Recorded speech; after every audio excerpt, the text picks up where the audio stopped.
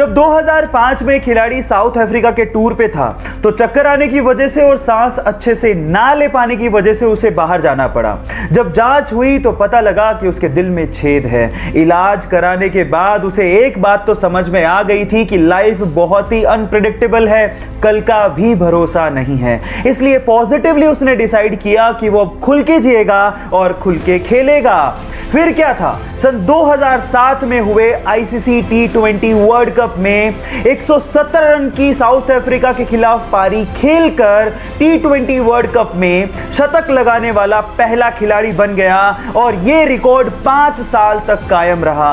Yes, I am talking about the sixer king Chris Gayle. Guys, यहां सीखने लायक बात यह है कि खुल के जियो, जो लाइफ में पॉजिटिवली करना चाहते हो वो कर लो, क्योंकि क्या पता कल हो ना हो। इंडियन पुलिस, इस नाम से हमें खाकी वर्दी में एक मोटे से आदमी के ख्यालात आने लगते हैं, लेकिन अब नहीं आएंगे। इस वीडियो को देखने के बाद इंडियन पुलिस के लिए आपके परसेप्शन बदलने वाले हैं। नाम है सचिन अतुलकर, उम्र 34 साल, पेशे से आईपीएस और अभी उज्जैन में एसपी की पोस्ट पर तैनात हैं। लेकिन बॉडी के मामले में सलमान खान, जॉन इब्राहिम, ऋतिक रोशन तक पानी भरते हैं। बंदा 1.5 घंटे तक जिम में पसीना बहाता है और इसकी सोशल मीडिया फैन फॉलोइंग देख के आपके दांतों तले उंगलियां दब जाएंगी। क्या लगता है, इसको देखने के बाद इंडियन पुलिस के लिए आपका परसेप्शन चेंज हुआ क्या? चैट सेक्शन में लिखना मत भूलिएगा।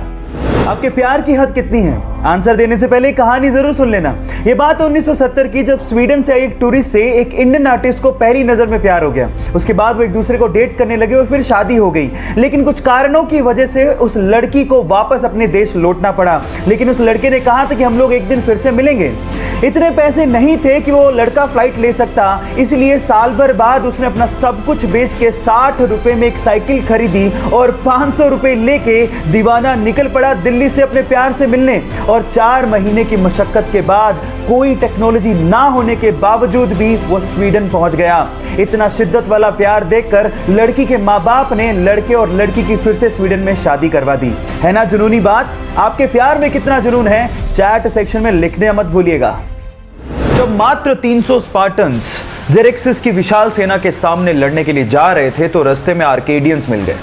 आर्केडियंस ने कहा कि हम भी तुम्हारे साथ लड़ना चाहते हैं, पर मैं हैरान हूं कि सिर्फ 300 सैनिक लेके तुम इतनी विशाल सेना से कैसे लड़ोगे। तो स्पार्टन्स के मुखिया ने एक सवाल पूछा आर्केडियंस की सेना से एक एक करके।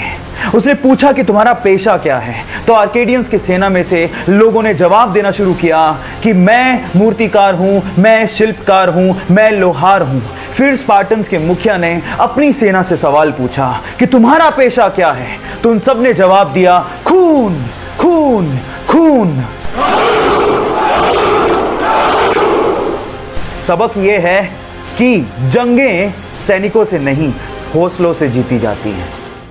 राजीव गांधी जब इंडिया के प्राइम मिनिस्टर थे तो वो चाहते थे कि हमारा देश 21वीं सदी का देश बने, लेकिन ये तभी पॉसिबल था जब हमारे पास सुपर कंप्यूटर जैसी टेक्नोलॉजी होती, जो कि उस समय सिर्फ यूएस जैसे विकसित देशों के पास ही थी। तो वो यूएस गए और वहां के प्रेसिडेंट को कहा कि आप हमें ये टेक्नोलॉजी प्रोवाइड कीजिए।